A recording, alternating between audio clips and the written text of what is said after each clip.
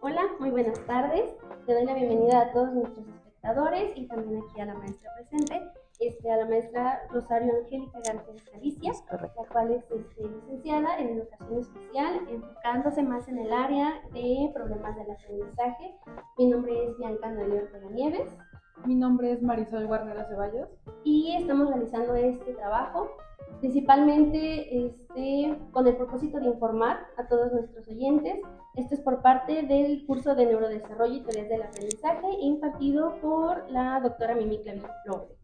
El día de hoy tomaremos el tema de dificultades en el aprendizaje, enfocándose un poquito más en el área de las matemáticas.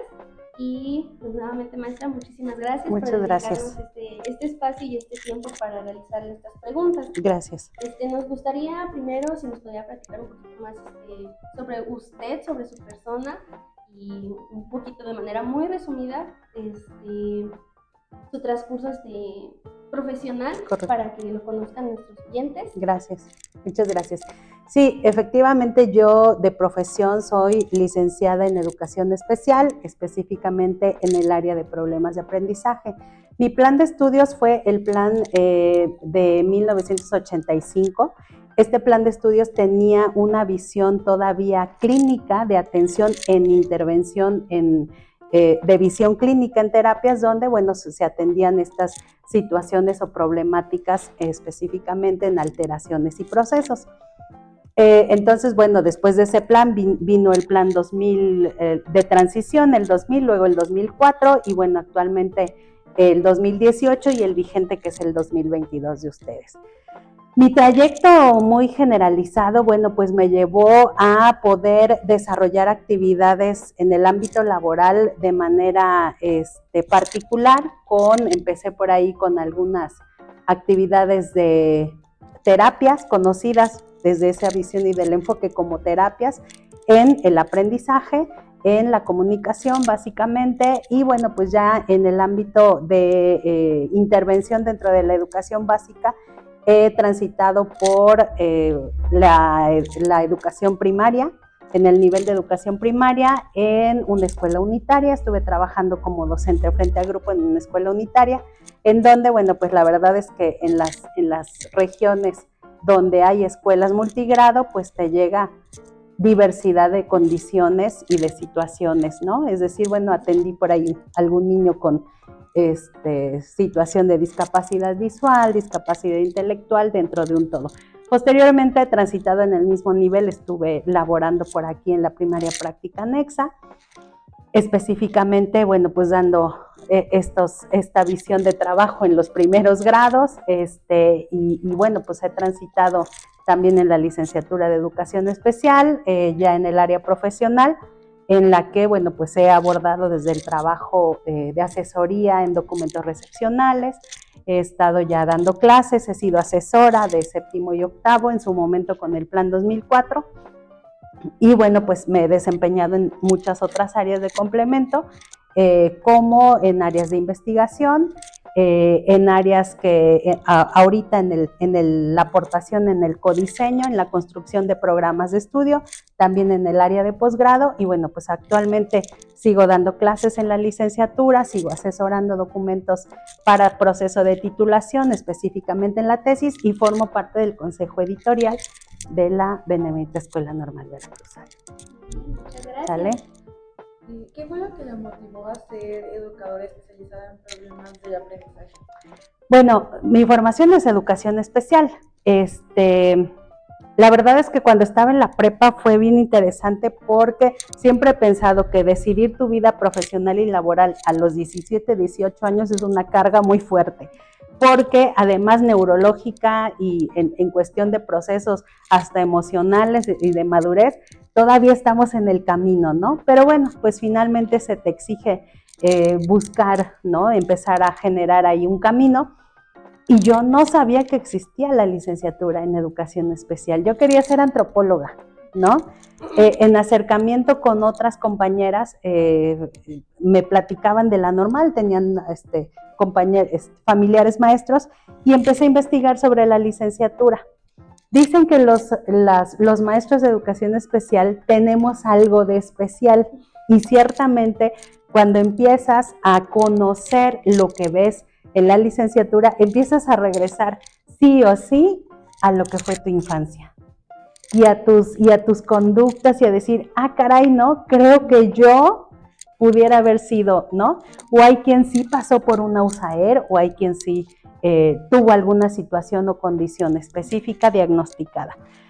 Entonces me motivó pues yo jugaba a ser maestra, de alguna forma creo que el subconsciente te lleva hacia allá. Cuando leí sobre la licenciatura me llamó la atención y dije, bueno, ¿por qué no? Vamos a ver qué es lo que se ve aquí. No tenía mucha idea, sabía que no era una situación de clínicas y de tener una clínica, sino de trabajar dentro de una escuela. Entonces me motivó que yo tenía interés, que sí mi visión alguna vez había sido ser maestra y luego regresar a mi historia en la infancia y decir, ah, pues sí, como que creo que también yo era algo de especial, ¿no? En algunas características, pues fue lo que me fue convenciendo en solicitar, cuando quedé, continuar también, ¿no? Y en el transcurso de ya ejercer esta especialidad, esta área, ¿cómo ha sido su experiencia ya tratando con niños con estas dificultades de aprendizaje? Ok, pues es una experiencia continua. El maestro sigue siendo alumno durante todo su trayecto profesional. En realidad uno va aprendiendo en la práctica y no lo entiendes hasta que lo experimentas. Es decir, podemos ir desarrollando aprendizajes, saberes, conocimientos, pero la realidad de la escuela y de la práctica a veces sobrepasa todas las teorías que puedas leer, ¿no? Entonces, para mí ha sido un reto muy interesante. De manera personal tengo algunas situaciones donde yo siempre quiero conocer el origen o fondo de muchas cosas, ¿no?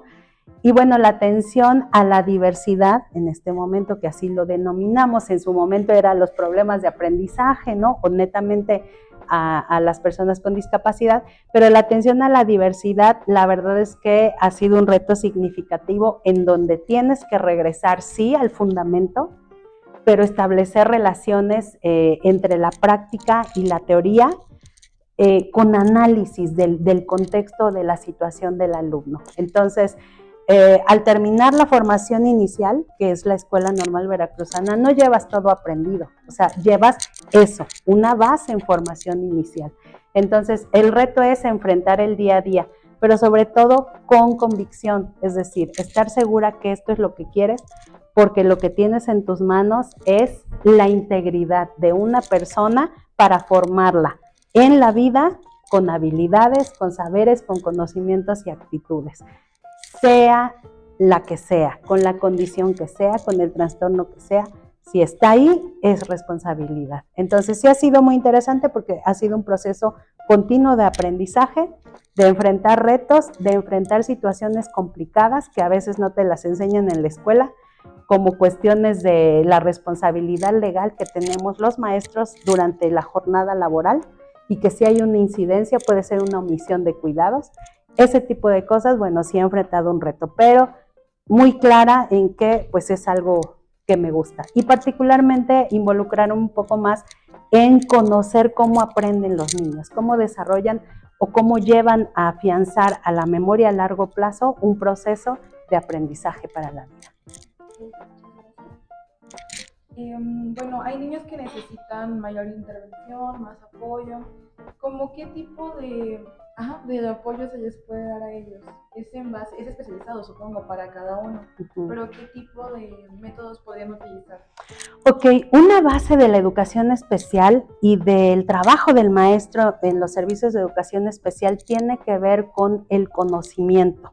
Y el conocimiento estriba en el desarrollo del niño principalmente. Es decir, nosotros debemos tener una base muy clara sobre el desarrollo normoevolutivo y sobre el desarrollo cognitivo o neuronal para los procesos de aprendizaje. En este sentido, cuando tú tienes estos elementos afianzados, puedes entender posteriormente qué es lo que sucede en un niño cuando existe un trastorno o cuando existe una condición específica como una discapacidad.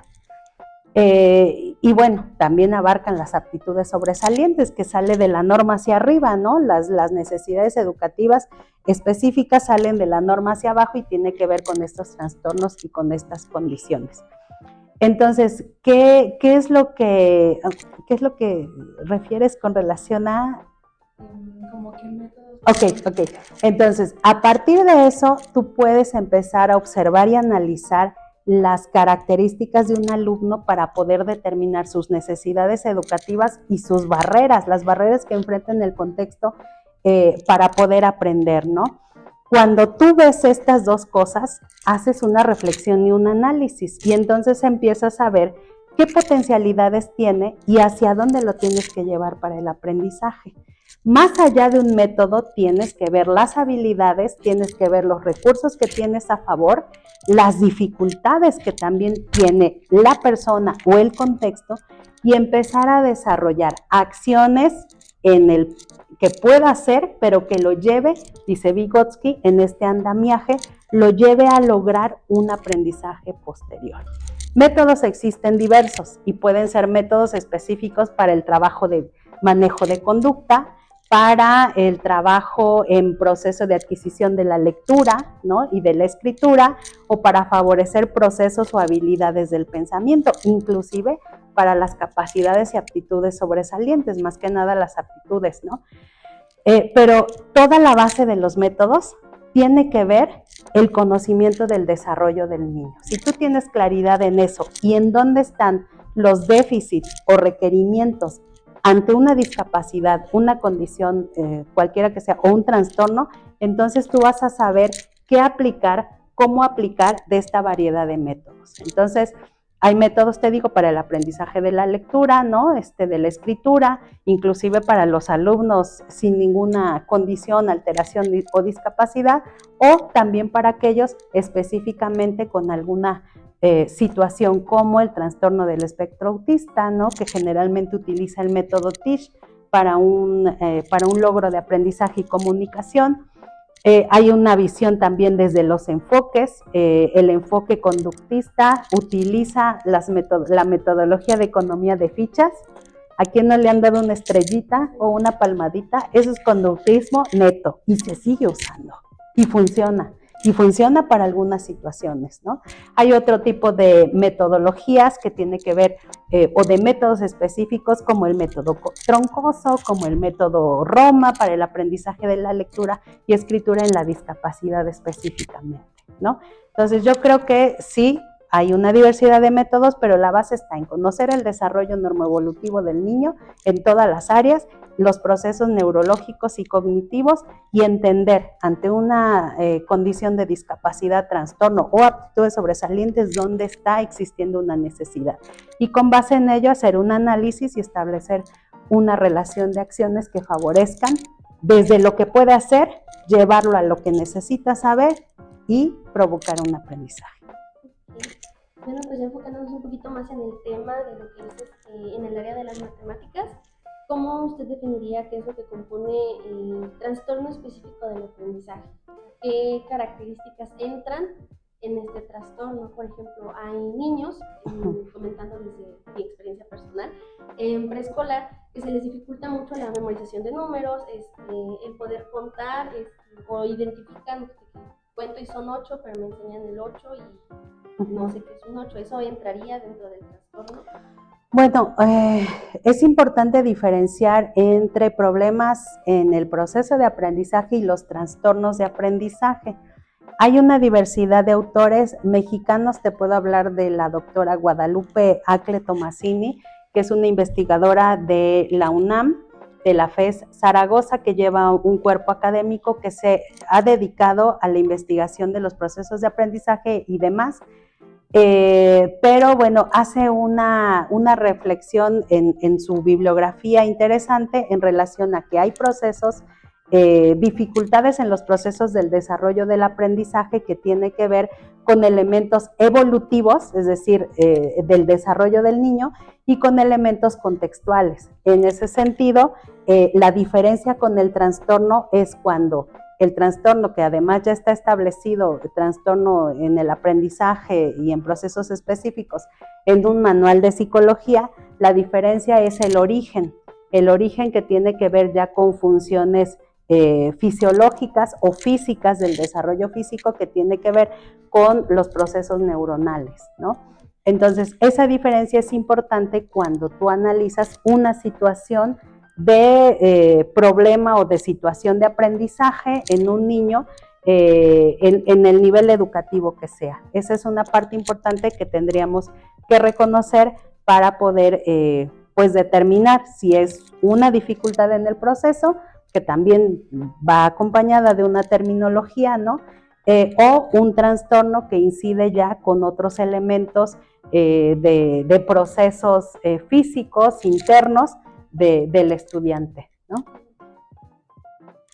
Y algunos niños también dentro de campo que tienen como miedos a algunos temas de aprender, como en mi caso también las matemáticas, por ejemplo, llegaron a darme cierto tipo de miedo, como participar o pararme en el pizarrón a responder algún ejercicio. ¿Cómo se les puede ayudar a evitar estos bloqueos emocionales o a que no se manifiesten? Ok. Fíjate que el miedo es una emoción y la emoción se siente. Y su maestra lo ha de saber mejor que yo. En este proceso de desarrollo neuronal, las emociones se van directamente a la glándula pituitaria, pero además cuando llegan ahí las asociamos con situaciones que sucedieron. Entonces de ahí el dicho que puedo olvidar lo que me dijiste, pero no cómo me hizo sentir. Porque eso va a la memoria directa, a la memoria a corto plazo y luego a la de largo plazo. Entonces, en ese sentido, hay que entender que las experiencias en el aprendizaje, específicamente las que tienen que ver con la matemática, a veces van acompañado de esas emociones por experiencias no gratas, ¿sí? Entonces, cuando tú te enfrentas a algo que no pudiste hacer, y lo que te hacen primero es exponerte, regañarte o decirte está mal, la emoción que sientes afianza ese recuerdo. Y entonces dices, no, mejor yo ni digo la respuesta, ¿qué tal si estoy mal? ¿Y qué tal si me evidencia? Porque lo que hace es recordar cómo te hizo sentir eso. Y eso es un inhibidor del aprendizaje, porque inhibe la motivación. ¿Sí? Entonces, esa parte es importante que la entendamos como docentes. No es que pintemos el mundo de colores, sino que entendamos que en los procesos de aprendizaje hay intervención de muchos procesos, entre ellos los externos, que tiene que ver con la motivación externa para hacerla interna, ¿no? Entonces, en este sentido, bueno, ciertamente las matemáticas, desde los que son dedicados, matemáticos dedicados a eso, bueno, pues tienden la idea a la ejecución de una manera, ¿no? A través de fórmulas, a través de sistemas, a través de procesos muy concretos. Y en realidad, bueno, pues cuando vas estudiando un poco de cómo se va desarrollando este aprendizaje, te das cuenta que hay que hacer una relación muy directa entre cómo emplear esos aprendizajes desde la vida real. Y a veces es lo que olvidamos los docentes, ¿no? Ejecutamos la repetición de la fórmula, de los números de la operación, pero olvidamos hacer estas asociaciones. Por lo tanto, cuando hay algo, pues no entra dentro de la capacidad de comprensión, me expone, me hace sentir emocionalmente mal o que no estoy aprendiendo o me enfrento a un fracaso porque no pude realizarlo, bueno, pues tenemos estas incidencias que pueden ser motivo de un rezago en el proceso de aprendizaje, pero no necesariamente una dificultad. Ahora, sí hay personas que tienen dificultades para procesar la información, o a lo mejor para entenderla por contextos, por situaciones contextuales. Por ejemplo, ¿quién no ha tenido un problema en su vida? En casa, que te afecta la parte emocional, familiar si quieren. Cuando vas a la escuela y te recitan, no, es que mira, apréndete esto y esto, tu pensamiento está en otro lado. Entonces, esas son las incidencias que a veces, pues como docentes, olvidamos prestar atención. El proceso de aprendizaje es un proceso interno, pero también donde intervienen factores externos. Podemos decir que en sí la docencia en su mayoría se enfoca más que nada en la memorización más que en el aprendizaje, enfocándose en la empatía hacia el niño, ¿no? La historia de la educación y de los enfoques en la educación ha sido diversa. El problema a veces es que cuando surge una reforma educativa con información clara sobre los enfoques, a veces la misma experiencia docente me dice, es que yo siempre lo he hecho así, y caemos a lo que es la escuela tradicional. Pero no puedo decir que la escuela sea así ahorita, ¿no? Hay una diversidad también, así como personas y pensamientos lo hay en los adultos, en los niños lo hay en los adultos y en los docentes también a partir de su aprendizaje. Ciertamente a veces no concientizamos estos otros elementos, ¿no? Para poder ir atendiendo estos procesos de aprendizaje.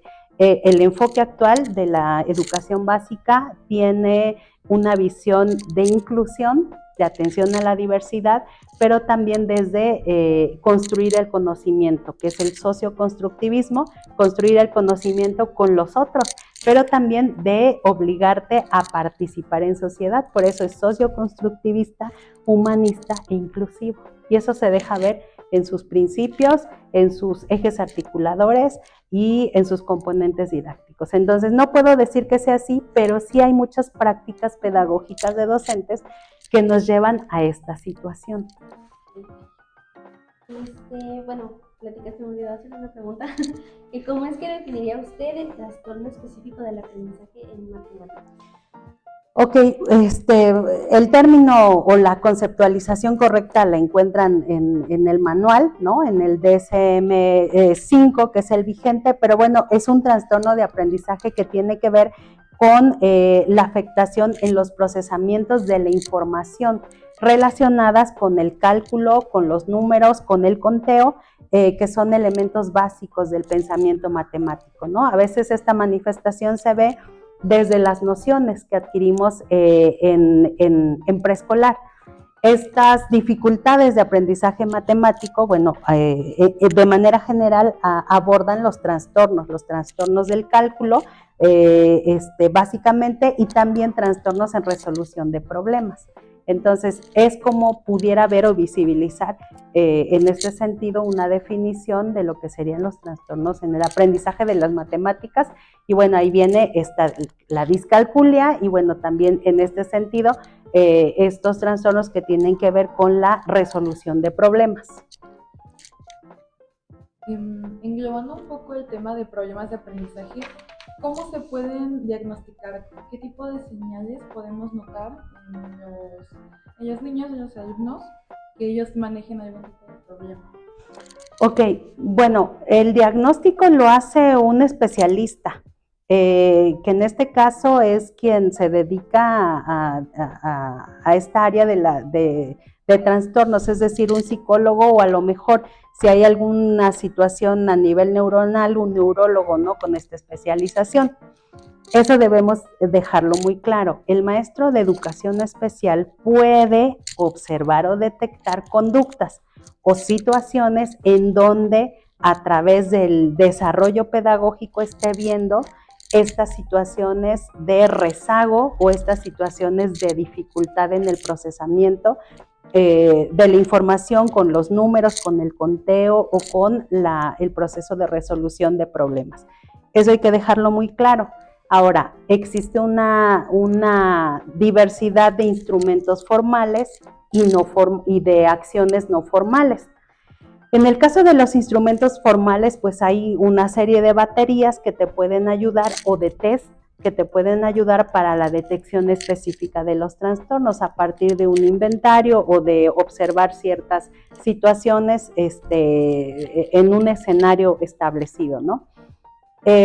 Para poder desarrollar o para poder detectar trastornos de aprendizaje, bueno, yo conozco, porque he tomado algunos cursos, el instrumento de Vanetta. Vanetta es una aplicación de una valoración para poder detectar dificultades o trastornos de aprendizaje, entre ellos la discalculia, también trastornos en el aprendizaje de la comunicación y el lenguaje y en procesos cognitivos. Pero Vanetta es un instrumento que yo tengo o puedo tener presente.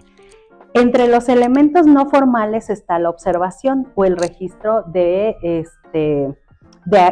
situaciones o acciones de conductas observables. Y esta parte sí la puede hacer el maestro porque es el que está en el día con día en procesos de desarrollo pedagógico y de procesamiento de información y de aprendizaje con el estudiante, ¿sí? Entonces, entre esos elementos hay que diferenciar. El desarrollo del pensamiento matemático en inicial y preescolar se da a partir del conocimiento de nociones. Los niños tienen nociones del espacio, de la forma, de la figura, nociones para adquirir el concepto de número, que tiene que ver con nociones de orden, clasificación, seriación y correspondencia, y nociones en la organización de la información, que posteriormente te va a dar la estadística, básicamente, ¿no? El registro de la estadística. Y en ese caso es la forma en cómo yo puedo ir haciendo relaciones de análisis y razonamiento. Entonces, si tú tienes claridad en esto, puedes observar cuando un niño presenta dificultad, por ejemplo, para hacer agrupaciones, para diferenciar en una clasificación por algún criterio, colores, forma, tamaño o figura. Eso es en el nivel inicial y preescolar básicamente. En el nivel siguiente, que es educación primaria, la sistematización o el aprendizaje de las matemáticas es un poco más formal y ahí ya intervienen procesos de razonamiento que no son tan visibles de manera conductual como lo podíamos ver en la etapa anterior. Y el proceso de razonamiento son procesos internos.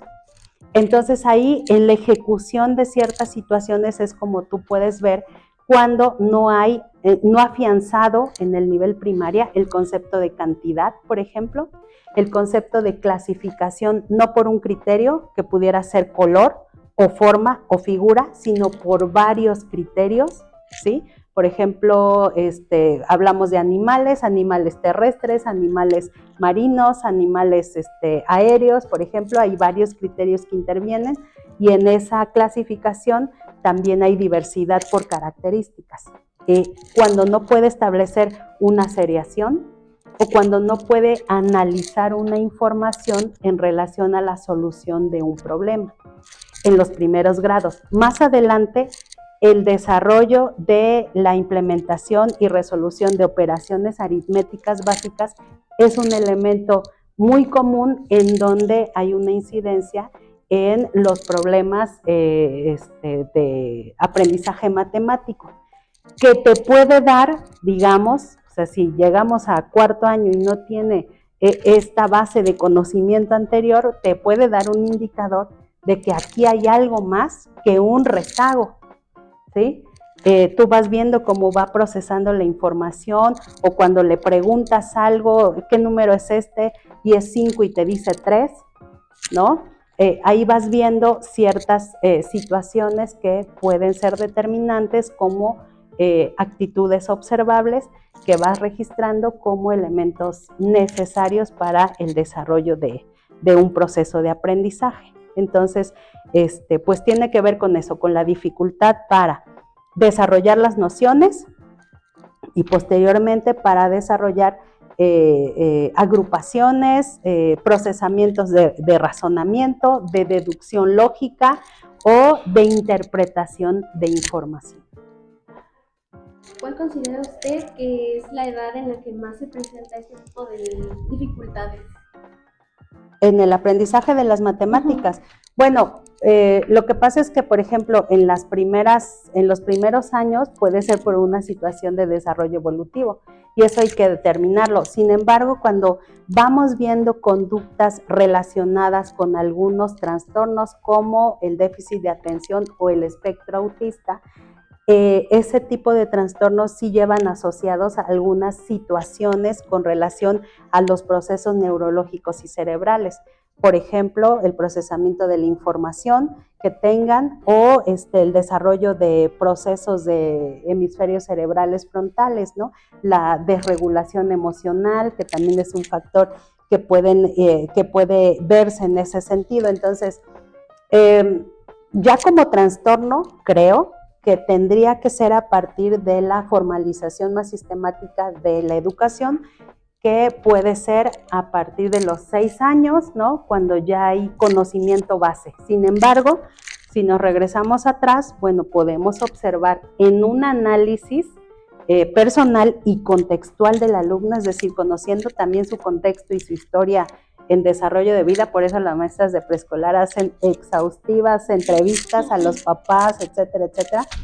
Podemos ir detectando algunas situaciones posibles y empezar a desarrollar una intervención, y si a partir de ahí no hay una mejora, pues entonces estaríamos pensando ya en otra situación de un posible trastorno. Generalmente estos trastornos de aprendizaje van asociados con otro tipo de trastornos, otro tipo de manifestación conductual. Como les digo, el TDA, que a veces viene o no con hiperactividad, puede ser una manifestación de disminuir la capacidad de atención, de concentración y de procesamiento de información. Y ahí puedes ver entonces estas incidencias en el desarrollo del aprendizaje de nociones en el pensamiento matemático, por ejemplo, ¿no? Y si esto no se atiende, se acentúa en un siguiente nivel evolutivo, de los 6 a los 12 años, ¿no? Y entonces vas teniendo estas dificultades para culminar una tarea, para concentrarse, y el niño dice, no, es que no le entiendo, no sé qué hay que hacer, ¿no? Por esta falta de atención y concentración o de procesos neurocognitivos básicos. ¿Qué tan importante sería hacer alguna prueba, algún estudio de algún posible diagnóstico en una edad temprana? Supongo que es más importante. Sí, en la medida en que tú veas que esto está dificultando la vida del alumno, ¿sí? O sea, el desarrollo en general del alumno. Por ejemplo, podemos hablar de una situación de discapacidad intelectual, ¿no? Donde a lo mejor, bueno, la vida del contexto del alumno no le exige demasiado, pero sí necesita aprender ciertos aprendizajes o acciones de la vida cotidiana. Sí es importante anticipar situaciones, ¿no? Condiciones, trastornos. Sí es importante tener un diagnóstico claro cuando la incidencia o las dificultades sean recurrentes y constantes. Hay alumnos que, por ejemplo, su contexto es favorecedor y ayuda, ¿no? Y tienen un acompañamiento familiar muy, muy claro, tiene estructura y tiene apoyo. Y eso va facilitando su transcurso a lo largo de su vida escolar. Pero hay alumnos que salen de esa media y bueno, tú ya estás viendo, no, es que si no tiene estas nociones, cuando le toque aprender a sumar, pues si no tiene el concepto de número claro, pues para sumar va a ser lo mismo, o sea, va a tener esta complicación. Entonces, pues es importante, la misma pregunta lo dice, anticipar situaciones o escenarios posibles, ¿no? Los diagnósticos tampoco son rápidos, Tampoco son rápidos porque tienes que ir descartando muchas cosas. Si es una situación evolutiva, si es una situación contextual, si es una situación emocional. Yo he observado casos de niños en preescolar con proceso complicado, familiar, de separación, de ya demandas, de cosas que te llenan, y la verdad es que su pensamiento pues está en otra cosa y tienen mucha incidencia en sus procesos de aprendizaje. Entonces, a veces ahí no necesariamente es un trastorno, pero sí una situación que está imperando para poder desarrollar, en este caso, su pensamiento matemático, su desarrollo de habilidades. Entonces, sí es importante en la medida que veas que va siendo una dificultad para el desarrollo integral en la vida del niño. Ahorita que comentaba esto del ambiente familiar, en caso de que algún infante, algún niño presente ese tipo de dificultades en el aprendizaje de las matemáticas, ¿cómo considera usted que debería de ser apoyado por su familia, ya sea por actividades o lecciones, o ya sea profundizando o enfatizando las matemáticas en un contexto de vida diaria? Ajá, yo creo que las dos cosas. Hay que dejar claro que actualmente, y el mismo programa te lo dice, el desarrollo de los aprendizajes y del aprendizaje del niño no es una responsabilidad exclusiva de la escuela. De hecho, el principio número uno de este actual programa es poner en el centro al niño y sus procesos de aprendizaje en comunidad. Ya no nada más es al niño. ¿Y eso qué quiere decir? Que tienes que involucrar a la comunidad. Y la familia es parte de la comunidad, ¿no? Entonces, para poder favorecer este avance en estas situaciones específicas de aprendizaje en las matemáticas, pues tienes que involucrar a la familia. Ahora, la involucración va a ser en la medida también de lo que observes que necesita. La estructura y sistematización en la familia, es decir, que haya reglas, que haya orden, que haya hábitos, por ejemplo, de cumplimiento de hacer la tarea, en cuanto termines la tarea tienes oportunidad de jugar, luego leemos un rato, etcétera. Esa estructura es importante, ¿no? Pero también, obviamente, tiene que ir acompañado de algunos procesos específicos de aprendizaje que sean para la vida. O sea, cuando tú relacionas un aprendizaje que te es de utilidad, lo llevas a una memoria a largo plazo, porque le estás viendo la funcionalidad. La necesidad genera oportunidades de solución y las oportunidades en ver las soluciones te va a desarrollar un aprendizaje. Por lo tanto, sí, la literatura te dice que es importante que las matemáticas, el aprendizaje de conceptos matemáticos vayan asociados o relacionados con la vida cotidiana. Entonces, creo que ambas cosas son importantes. Bueno, llegamos a la conclusión de que es muy importante tener un diagnóstico temprano para que se puedan tomar las medidas adecuadas con el acompañamiento correcto dentro de la escuela como externo de nuestra familia, para que no se trate de una incapacidad, sino más bien de una forma diferente de aprender. Y pues es un tema muy importante porque tanto en generaciones chicas como las actuales, estos problemas, si no se tratan, pues puede que la persona tenga un mal desarrollo tanto profesional como personal. Maestra, muchas gracias por permitirnos tener aquí con nosotras en este espacio y brindarnos pues, su tiempo. Nos sirvió mucho su plática, la verdad que es muy interesante, un tema muy interesante, más para nosotras que estamos en esta carrera. Sí. Creo que también estamos un poquito confundidas con los diferentes trastornos que no solamente son como tal un diagnóstico que sea algo, ¿cómo le podemos decir? Médico, claro, diferente a los o unidireccional, externos, sí. Para, pues, tratarlos. Sí, honestamente llevo un gran aprendizaje de esta plática porque jamás se me hubiera imaginado que los problemas de aprendizaje podían ser consecuencia de alguna otra discapacidad o de algún problema en el entorno personal. Honestamente creo que es una plática muy, muy enriquecedora para nosotras, como lo comentó mi compañera que estamos en educación especial. Comentó varias cosas, varios signos o características en las que hay que estar alertas. Como maestras no hay que tomarnos absolutamente nada de lo que pase con los niños a la ligera, todo puede ser un signo de alerta grave o de avance. Entonces, la maestra de verdad le agradezco muchísimo su espacio. Me gustaría poder platicar de algún tema ya después. Claro que sí. Aparte, fuera de este tipo de actividades. Sí, si me permites, quisiera puntualizar para cerrar el sentido de lo que ustedes pretenden, ya visibilizando una situación específica del trastorno, ¿no? Del aprendizaje de las matemáticas o la discalculia.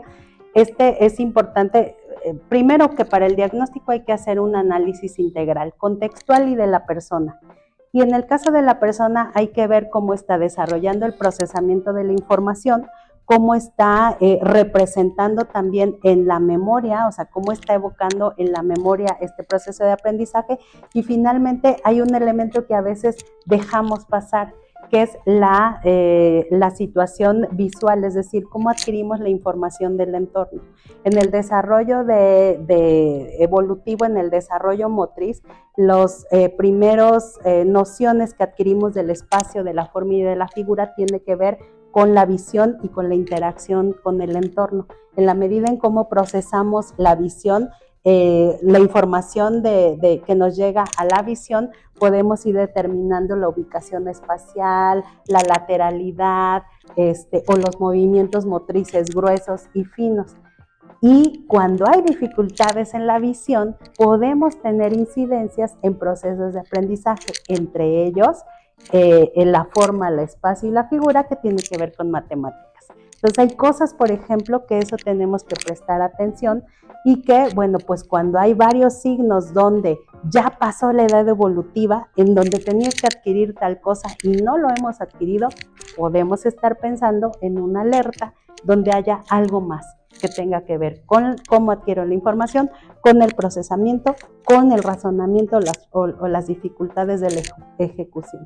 Y podríamos estar pensando en un trastorno de las matemáticas, ¿no?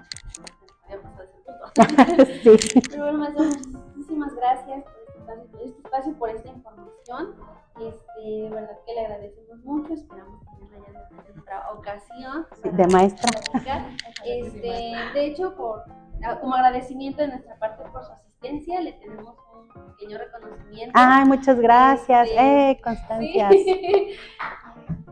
Muchas gracias. Un reconocimiento como agradecimiento. Muchas gracias, chicas. Con esta gran información y con su participación.